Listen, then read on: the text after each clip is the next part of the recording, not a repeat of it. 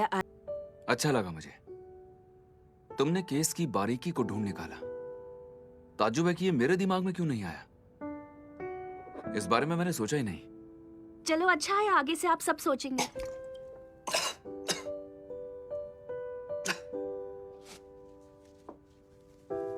हाँ, अच्छा तुम्हें हॉस्पिटल भी तो जाना होगा ना, तो मैं किसी को तुम्हारे साथ भेज दूंगा। ऑफिस के बाहर डिफेंडेंट और विक्टिम से मिलना मुश्किल होता है। नॉर्मल अटॉर्नी के लिए भी मिल पाना आसान नहीं है। जी समझ गई।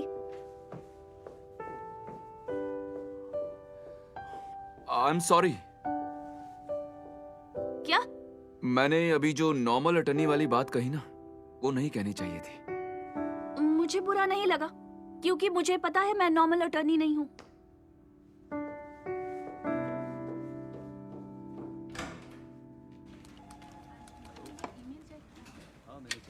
दिन में इस टाइम पर नींद आने लगती है। चॉकलेट से नींद भाग जाएगी। Thank you. मुझे पता है तुम्हें डार्क पसंद है, इसीलिए वैसे ही लेकर आई हूँ। 82% कोको। ओह वाह, 82%।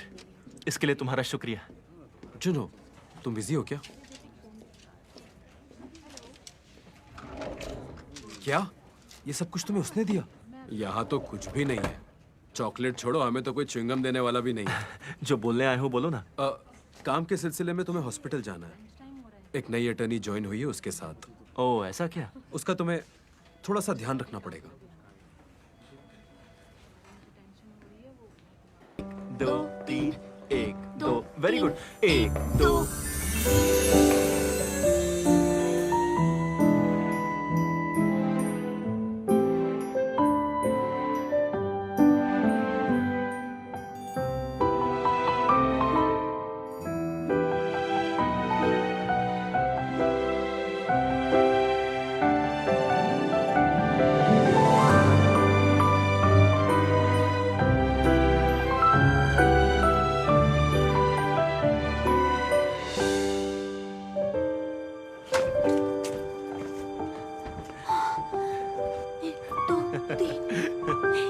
अच्छा डांस करती हो।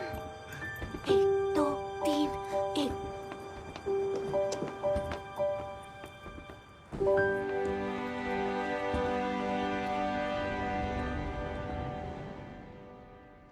ये जो सफेद सफेद दिख रहा है ना, ये ब्लड है। ये व्हाइट ब्लड दिमाग के ड्यूरामीटर के नीचे इकट्ठा हो गया है और इस कंडीशन को सबड्यूरल हेमाटोमा कहते हैं। सबड्यूरल हेमाटोमा आमतौर पर किसी बाहरी चोट के कारण होता है। सभी ट्रॉमेटिक ब्रेन इलनेसेस में ये सबसे दर्दनाक और खतरनाक है। इसकी मृत्यु दर 60% के लगभग है और इलाज किया भी तो बाद में इसके साइड इफेक्ट्स दिखने लगते हैं। पर कोई फ्रैक्चर नहीं दिख रहा। हो सकता है खोपड़ी मजबूत हो। ऐसे केसेस आते ही रहते हैं। क्या ऐसा हो सकता है कि हेमरेज किसी और वजह से हुआ हो? नहीं, इसकी गुंजाइश कम है। सिर पर लोहे के प्रेस से वार किया गया था और आमतौर पर ऐसे मरीज में हाई ब्लड प्रेशर भी देखने को नहीं मिलता।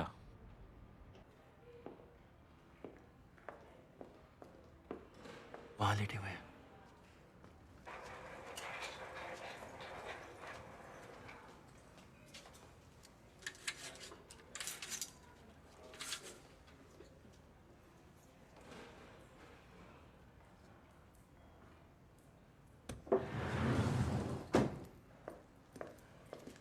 आंटी हम मिलने आए हैं। हेलो। तुम आ गई? आओ आओ। वो भी सो रहे हैं, चलो बाहर बात करें। कहाँ चली? कौन है? ये लो उठ गए। बेटी यहाँ आओ, जरा देखो इसे। तुमने इसे पहचाना क्या? कौन है ये? याद है सालों पहले मकान नंबर 201 में एक छोटी सी बच्ची रहा करती थी। अच्छा। वो प्यारी बच्ची और उसके पापा ना सोल यूनिवर्सिटी से लॉ पढ़े थे, बड़े समझदार थे। अच्छा, तुम उसी हरामी की बात कर रही हो ना? हाँ। जो घर में घुसता था। अरे हाँ? नहीं नहीं, इसी के बहाने घर में घुसता था ना वो। बोलो, मेरे घर से निकलते मेरे घर में घुस जाता था। हाँ? वो हरामी मेरी गैर हाजिरी में इसके बहाने घर में याशी करने घुसता था। अरे चुप हो, क्या बकवास कर रहा है ये उस बुड्ढा। कमीने की बेटी यहाँ क्यों आई है? तू चाहती है मैं यहीं मर जाऊं? चल भाग। अरे सर क्या कर रहे हैं आप? शांत हो जाइए। अगर दोबारा मेरे सामने आई तो अच्छा नहीं होगा। कीजिए, ये कमीने आज भी मुझे मारना चाहते हैं। सबके सब मुझे मारने पर तुले हुए हैं। चल भाग। चुप हो जाइए। मैं यहाँ सर दीवार पड़ा और ये अपना मुंह चेहरा दिखाने आ गया। बाहर जाओ, मैं आती हूँ तुमसे मिलने। जाओ। अरे हनी तुम क्या बकवास कर रहे हो?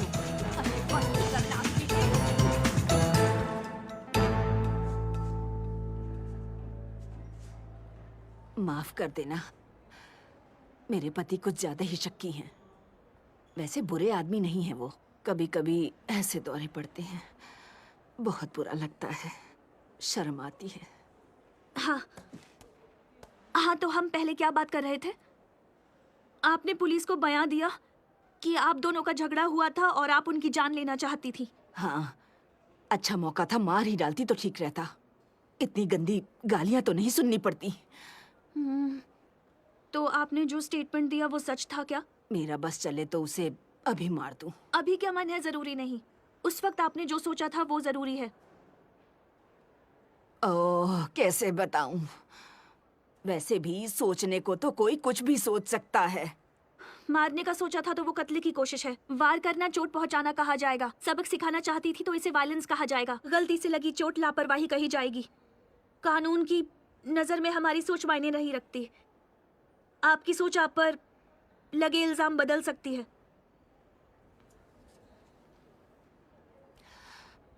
जब मैंने उन्हें फिर से चिल्लाते हुए देखा तो लगा शायद मैं सच में ही उन्हें मार डालना चाहती थी। वो शायद इसलिए क्योंकि आप अभी गुस्से में हैं।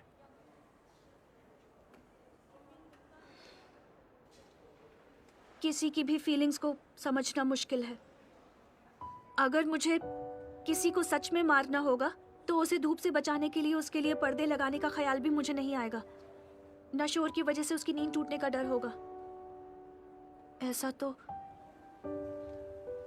आप उसके लिए करते हैं जिनसे आपको प्यार हो। आप उनके लिए नहीं करते जिन्हें आपको मारना हो।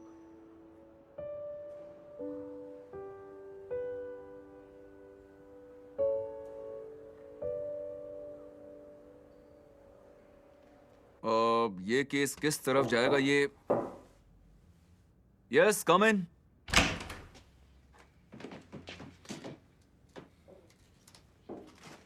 अंदर आओ और बैठ जाओ। ओह, तो जुनहो तुम्हारे साथ हॉस्पिटल गया था। अब विक्टिम कैसा है? अच्छा नहीं है। सजा माफ करवाने का लेटर लेने के लिए फिर से जाना होगा क्योंकि आज तो हमें मौका ही नहीं मिला। क्या बताऊं, बहुत ही गुस्से वाला आदमी है। अटॉर्नी वो को देखते ही गालियां बकने लगा। उस आंटी की जगह मैं होता तो प्रेस नहीं, सीधा हथौड़े से ही मारता। गालियां दी? क्यों? उन्हें लगता है मेरे पापा और उनकी पत्नी का कोई चक्कर चल रहा था। क्या तुम्हारे पापा और डिफेंडेंट का? कैसी गालियां दी उसने?